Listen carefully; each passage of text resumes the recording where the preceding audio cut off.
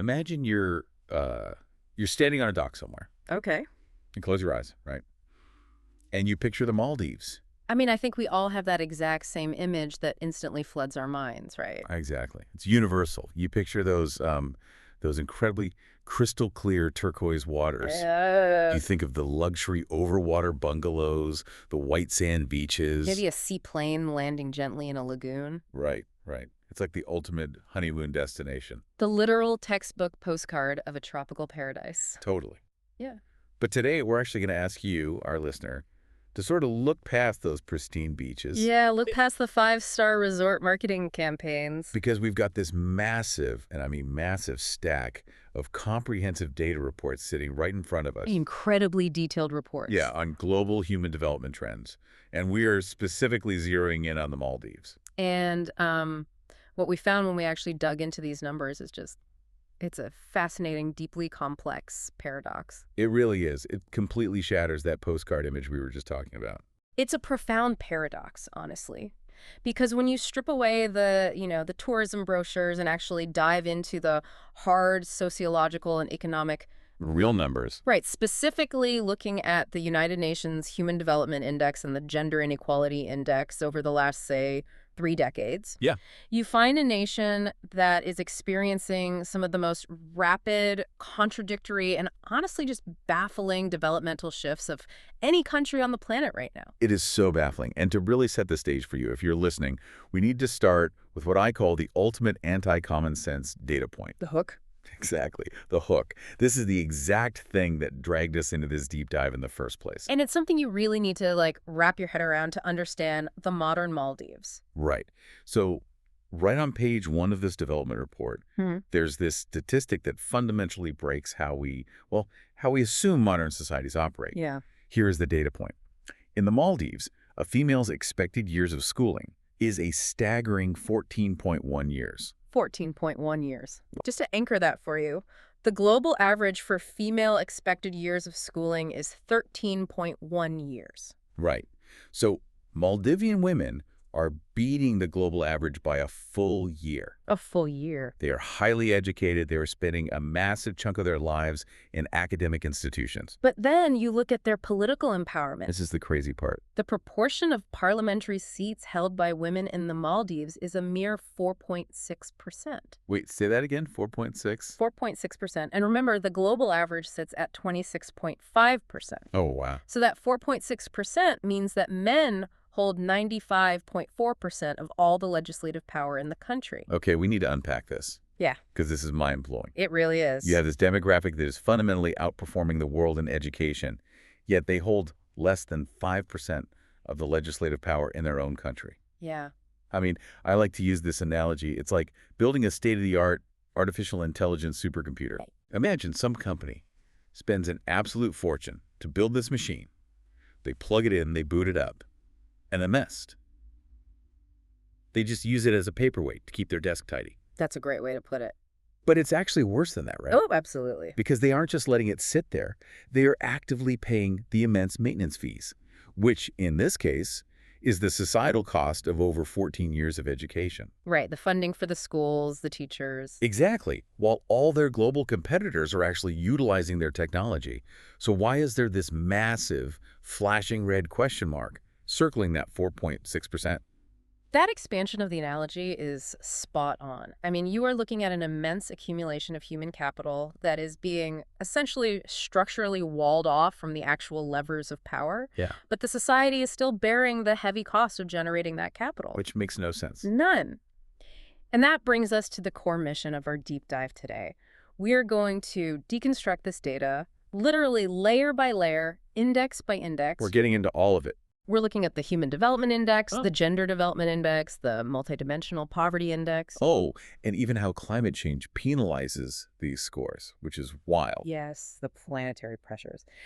And we want to answer one crucial question for you today.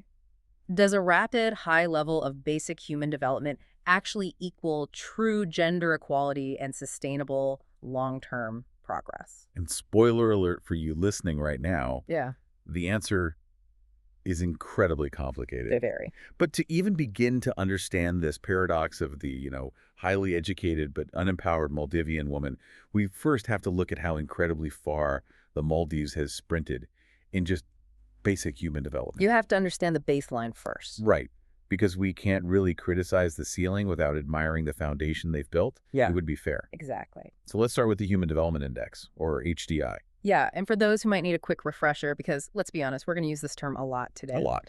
The HDI is basically the United Nations gold standard for measuring how a country is actually doing by its people. Right. It moves us beyond just looking at the economy, like gross domestic product or GDP. Which is such a flawed metric anyway. It really is.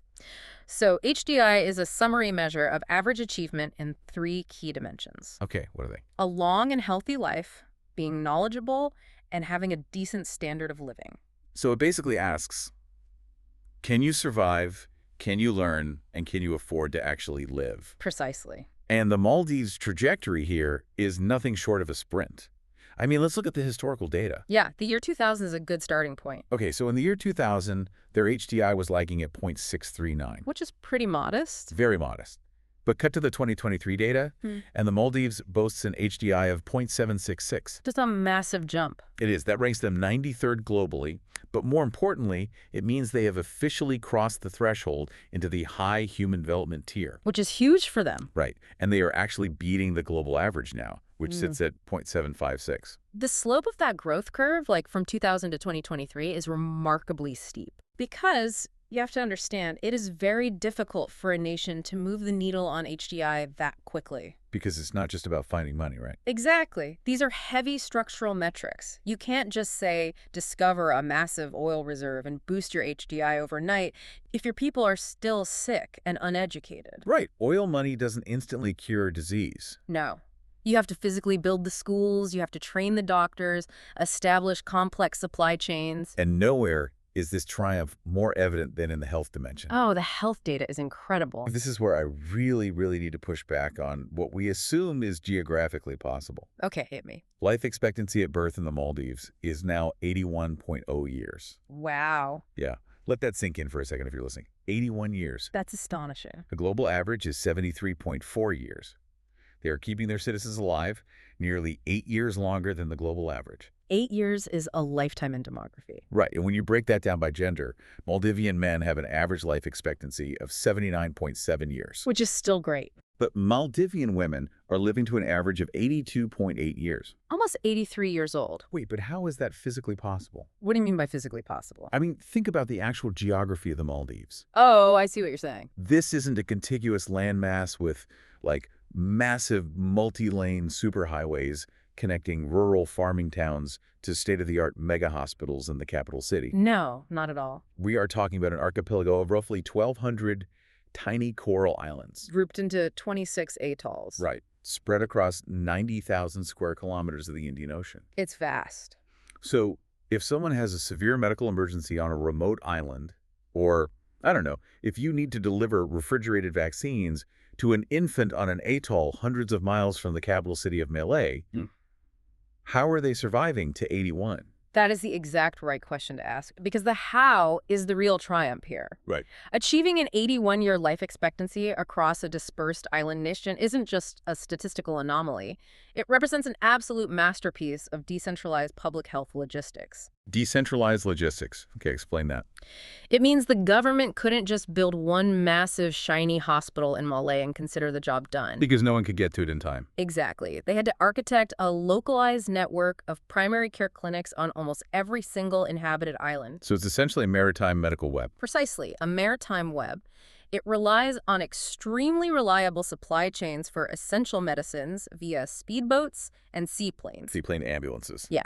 It requires establishing strict, uniform sanitation protocols and clean water access on islands that, frankly, have virtually no natural freshwater lakes or rivers. Which is a whole other infrastructure nightmare. Right. And they have to manage cold chain logistics, which means keeping vaccines at exact temperatures while transporting them across the open ocean under the blazing equatorial sun. Wow.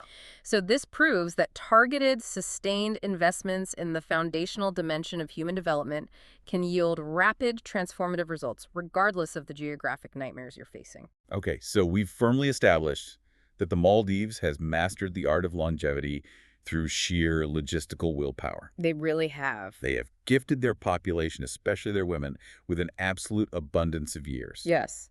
But if you have all this extra time, the natural follow-up question is, what are they doing with those decades? And that brings us to the explosive and, quite frankly, dizzying changes in the education data. Let's get into it. This is where we see what demographers sometimes call a scissors gap, and understanding the mechanics behind this gap is super crucial. Okay. Let's look at the expected years of schooling, or EYS. Right, let's break down that term first.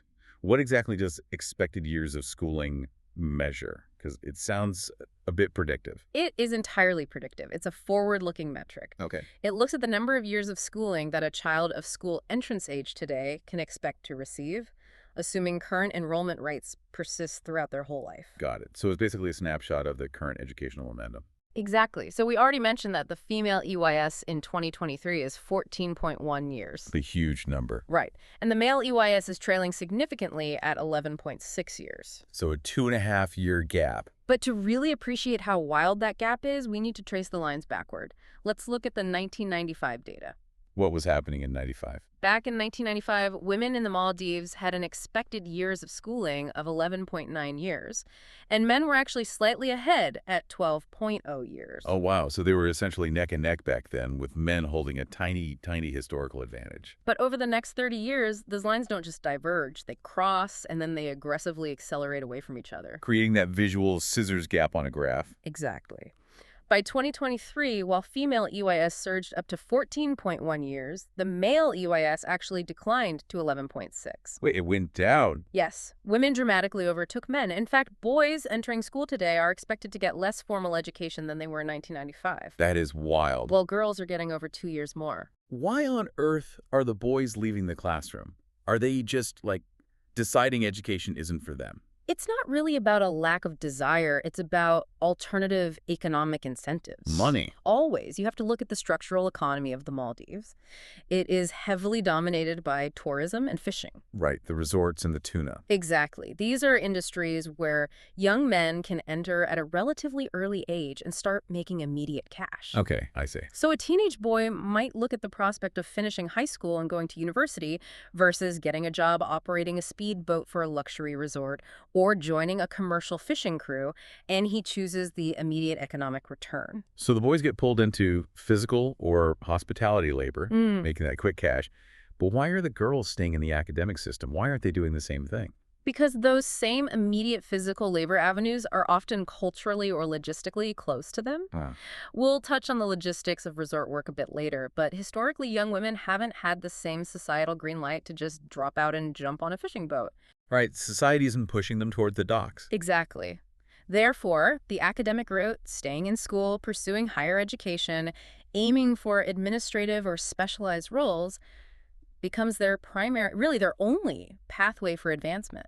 It creates this incredible dynamic where the young female population is basically becoming the absolute academic powerhouse of the entire nation. They absolutely are. But, and there's always a but, we have to introduce another metric here that completely complicates this picture. Let's do it. Mean years of schooling, or MYS. Yes. If EYS is the momentum, MYS is the anchor. The anchor, I like that. Mean years of schooling looks at the present stock of the entire adult population. It is the actual average number of years of education received by people ages 25 and older. So it's not predictive, it's historical reality. Yes. And this is where that momentum we were talking about hits the solid brick wall. It does. Because despite these sky-high expectations for the youth, the average schooling for the whole population in the Maldives is only 7.4 years. Just 7.4. 7.4. That is below the global average of 8.7 years. It's a profound chasm, really. You have an EYS of 14.1 for young women, but an overall population MYS of 7.4. That gap is huge. What this tells us is the story of a deep structural generational divide. Right. The older stock of the population, the parents and grandparents, they lack formal, extensive education, likely due to the extreme economic and logistical realities of the Maldives 40 or 50 years ago. Before those decentralized school networks were fully built out. Exactly. Imagine you're sitting at a family dinner table in Malay right now. Okay, picture the table. You have the grandparents, who maybe only had access to a few years of primary school before having to work. Right. You have the parents, who maybe finished middle school or some high school. But all the daughters sitting at that table are currently working on their bachelor's or master's degrees. Yep. The conversations, the worldviews, the expectations at that single table must be experiencing severe whiplash. Absolutely. We are looking at a two-speed society. That's a perfect way to describe it. And it creates immense societal tension. It has to. The rapid educational advancement of young women is a monumental achievement. It signals a robust modern infrastructure for learning. But that low MYS of 7.4 indicates a systemic historical drag. It's holding them back. The nation is pulling forward rapidly, but it's dragging this heavy anchor of its past limitations. And the elders, who hold the cultural and often political power, have vastly different educational backgrounds than the young women they currently govern. So if you're listening to this, you're probably starting to connect the dots. It's coming together. We have a population that is incredibly healthy, living well past 80. We have a female population that is increasingly aggressively highly educated, literally leaving the men behind in the classroom. Yeah. You would naturally assume that when we look at the gender equality metrics, the Maldives would be a flawless utopia. You would think so. I mean, the women are outliving and out-educating the men. Surely they are running the society. Right. And that is the exact trap of looking at high-level, aggregate human development data without actually analyzing the power structures. The trap. The data reveals a false prosperity, a complete mirage of equality. Let's talk about the Gender Development Index, the GDI. Okay. This metric measures gender gaps in human development achievements by basically accounting for disparities between women and men in those three basic HDI dimensions we talked about. Yeah. Health, knowledge, and living standards. Right. And on paper, the Maldives looks incredible here. Unbelievable, really. The Maldives scores an incredible 0.986 on the GDI. Okay, and 1.0 is perfect. Yes, 1.0 means perfect parity. The Maldives is actually in Group 1, ranked 6th globally for this metric. 6th in the world. If you isolate the HDI just for females, it is 0.755. For males, it's 0.766. Oh, close. They are separated by a razor-thin margin. Statistically speaking, it is almost perfect parity. You see that 0.986 and you want to throw a parade, you think, they did it. Yeah. But then we turn a page and look at the Gender Inequality Index, the GII. And suddenly, the parade is abruptly canceled. Very abruptly. What is the actual difference between GDI and GII? It's a really important distinction. The GDI measures basic human capabilities. Basically, can you survive and can you go to school? Yeah. The GII, on the other hand, measures actual structural empowerment. It measures inequality in three specific aspects: reproductive health, empowerment, and the labor market. So actual power and money. Yes. And the Maldives scores 0.309 on the GII. Now, that's better than the global average of 0.455, but it reveals massive internal fractures when you look at its specific components. To really visualize how a country can score perfectly on GDI but fail structurally on GII, let's use the iceberg model of gender inequality. It's an excellent framework. Let's look above the water first. It's a part everyone sees. Exactly. Wow. The visible tip of the iceberg is where the Maldives absolutely shines. This is reproductive health. Okay, hit me with the numbers. Maternal mortality in the Maldives is down to 56.7 deaths per 100,000 live births. That's great. And remember, we talked about the logistics of island healthcare. The speedboats and seaplanes. Right. Well, in 1990, that number was a tragic 236. Wow. From 236 down to 56.7.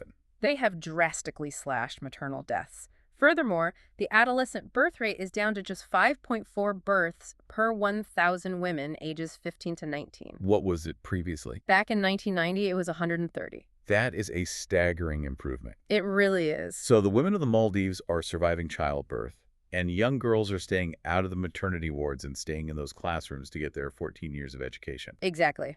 Above the water, the iceberg gleams white. The biological and physiological safety of women has been largely secured. But then you look below the water. Yeah. You look at the massive hidden bulk of the iceberg. And that is where you find the crisis. Decrease. This is the structural glass ceiling. This brings us all the way back to that very first statistic we mentioned. Women hold only 4.6% of parliamentary seats compared to men's 95.4%. And honestly, checking the historical data, it's worse than just being currently low. What again? Back in 2005, it briefly hit 12%. Okay, progress. But by 2019, it dropped down to 4.59%, and it has basically flatlined there ever since. Wait, it went backwards. It went backwards and stalled. But let me play devil's advocate here for a second, because I know people are wondering this. Sure. Is it possible that because these women are so highly educated, they are just choosing lucrative private sector careers instead? Like maybe they just don't want to run for office. Politics is messy. That is a very common assumption, but it ignores the actual mechanics of how political power is built in this country. Okay, explain the mechanics. In a geographically dispersed nation like the Maldives, national political power usually starts at the local level. Like town councils. Exactly, the atoll councils and island councils. Historically, these local councils have been heavily dominated by men. They're deeply tied to patriarchal community structures where men are viewed as the traditional decision makers, the elders, the religious leaders, the business owners on the island. Right. If a woman cannot get the funding, the societal backing, or even familial approval to run for a local island council, she has absolutely no pipeline to reach the national parliament. Oh, I see. It's not a lack of desire. It's a systemic chokehold on the pipeline of power. So imagine you are a young Maldivian woman right now. Okay. You just finished 14 years of school. Yeah. You worked incredibly hard. Your society is essentially telling you, hey, we value you enough to give you world-class decentralized healthcare. We value you enough to send you to school for over a decade. Right. But when it comes time to write the actual laws that govern this archipelago, when it comes time to direct the national budget or negotiate international climate treaties, we only trust the men. It proves a really difficult sociological truth. Basic human development does not automatically dismantle entrenched patriarchal power structures. Two different battles. Exactly. Building a school is a logistical and financial challenge. You need bricks, mortar, and money. Right. But dismantling a centuries-old cultural belief about who belongs in leadership, that is a deeply psychological and political challenge. And a much harder one. The iceberg metaphor shows us that biological and educational equality has been achieved, but political equality remains submerged, frozen, and highly resistant to any real change. Okay, so if they are structurally locked out of parliament, the natural next question is, are they at least building power and wealth in the private sector? You would hope. Let's trace where these women actually go after they finish their 14 years of schooling. Let's look at the labor force participation rate. Okay, so the labor force participation rate gives us the percentage of the working age population that is either working or actively looking for work. Right.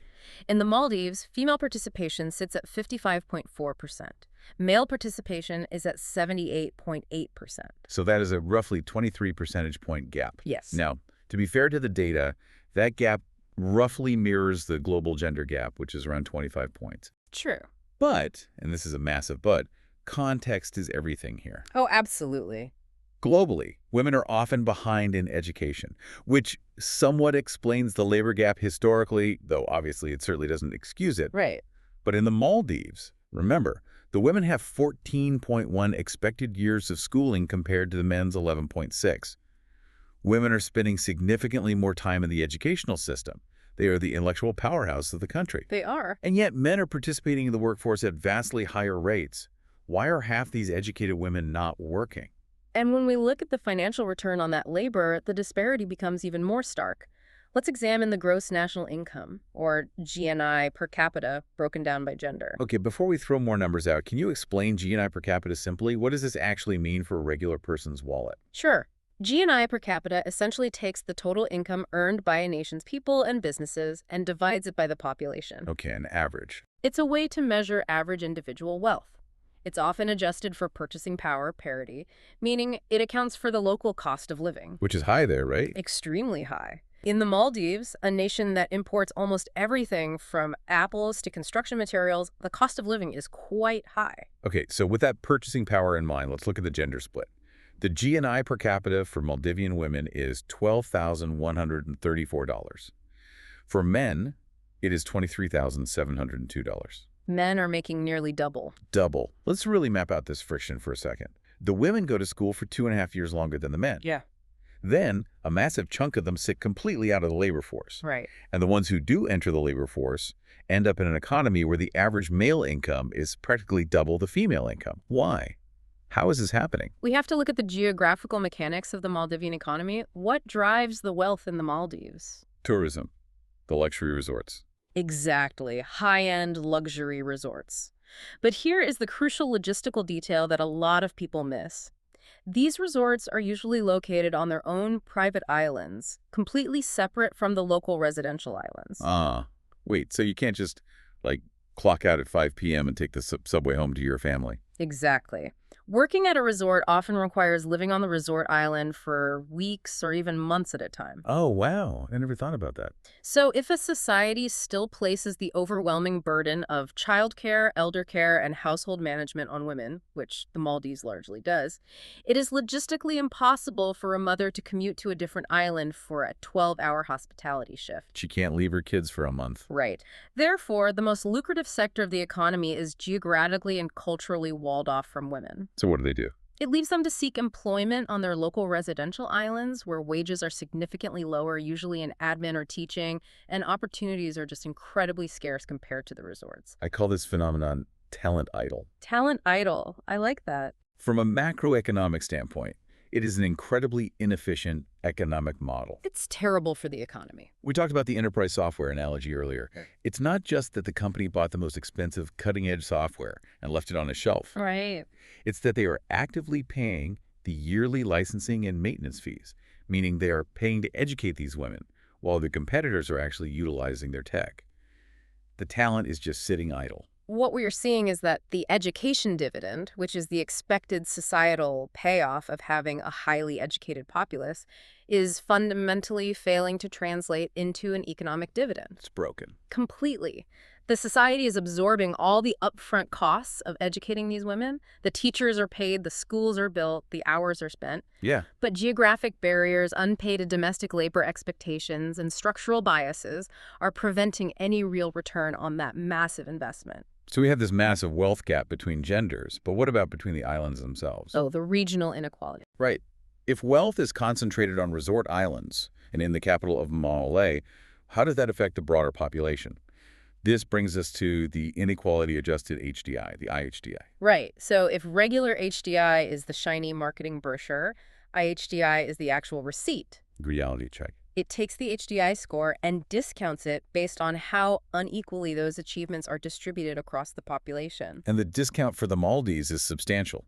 The Maldives loses 21.4% of its HDI value due to inequality. That's a huge hit. It is. So that impressive 0.766 drops down to a much more sobering 0.602 when you account for the unequal distribution. Let's break down that 21.4% loss because the internal ingredients reveal exactly where society is fracturing. Okay, let's look at the breakdown. The inequality in education causes a 29.3% loss. That makes total sense based on what we just discussed with the mean years of schooling. You have highly educated youth and uneducated elders. That creates massive statistical inequality. Exactly. Then income inequality causes a 28.6% loss. Again, makes sense. Men make double what women make. Plus, you have incredibly wealthy resort owners versus local fishers. But then, look at the health inequality loss. This one is shocking. The health inequality loss is extremely low. It is just 3.7%. 3.7%. To give you context for how crazy that is, in many developing nations, health inequality is massive because all the good hospitals are in the capital city, and the rural areas have absolutely nothing. People just die of preventable things in the rural areas. Right. So a 3.7% health inequality spread across 1,200 islands is almost non-existent in the grand scheme of global data. I want to pause and just celebrate that for a moment, honestly. There's it. A 3.7% health inequality means that the 81-year life expectancy we marveled at earlier isn't just an average skewed by a few ultra-rich elites living to 100 in Malé, while the poor die at 50 on the outer atolls. Right. It means longevity is an egalitarian miracle there. Public health is truly public. It is a massive victory, but of course it makes the high education and income inequality stand out even more. Yeah, it really does. It underscores that while the state ensures everyone survives equally, it does not ensure everyone thrives equally. And speaking of thriving... Yeah. Actually, wait. Let's look closely at that word thrive. Okay. I want to challenge the economic narrative we've been building here. Go for it. We look at an average GNI per capita of over $19,000, maybe even up to $23,000 for men, for the country, and we think, okay, there's income inequality, but generally they aren't poor. They're a middle to high income country. And the Multidimensional Poverty Index, the MPI, seems to back that up at first glance. Yes, the multidimensional poverty index is crucial here. The MPI doesn't just measure if people are poor based on a daily dollar amount, like living on $2 a day. Right. It breaks down the intensity and the composition of the deprivations they face in daily life. Things like, do they have a dirt floor? Do they lack clean cooking fuel? Did a child die in the home? Exactly. It measures the actual lived experience of poverty. And in the Maldives, absolute multidimensional poverty is virtually non-existent. It's under 1%. Which sounds amazing. But when you look at the composition of that tiny, tiny fraction of poverty that does exist, the numbers are alarming. Okay, what are the numbers? Of the poverty profile that exists, 46.3% of the deprivation is driven by nutrition issues, and 34.4% is driven by child mortality. Wait. With a GNI pushing $20,000, why can't they just buy better food? It's not that simple. But wealth usually solves supply chain issues, doesn't it? If you have money, you can import avocados and vitamins and whatever you need, right? Not on a coral reef in the middle of the Indian Ocean. You have to understand the absolute fragility of island supply chains. Okay, lay it out for me. The Maldives has virtually no arable land for large-scale agriculture. You can't just grow huge fields of wheat or vegetables. Right, it's just sand and coral. Exactly. They rely heavily, almost entirely, on imported food. They import almost everything except fish. So their entire food security is tied to global shipping lanes. Exactly. When your entire food supply chain is dependent on international shipping and global market prices, and your economy is entirely dependent on the volatile tourism industry to generate the foreign currency needed to buy those imports, you create localized, severe vulnerabilities. It's a house of cards. Absolute wealth in the bank hides localized physical vulnerabilities. Yeah, right. So if a global pandemic hits or fuel prices skyrocket globally, the supply ships slow down. The resorts empty out, so the foreign currency dries up. And suddenly, a family might not be statistically poor because they have a concrete house, a television, and a decent bank account. But if the supply chain hiccups, there simply isn't diverse, micronutrient-rich food on the island to buy, regardless of how much money they have. The shiny macroeconomic numbers, like the high GNI, the long life expectancy, they totally mask the fact that the quality of survival is heavily dependent on fragile external global systems. Precisely. Wealth cannot magically manifest agricultural land where there is only coral sand. Wow.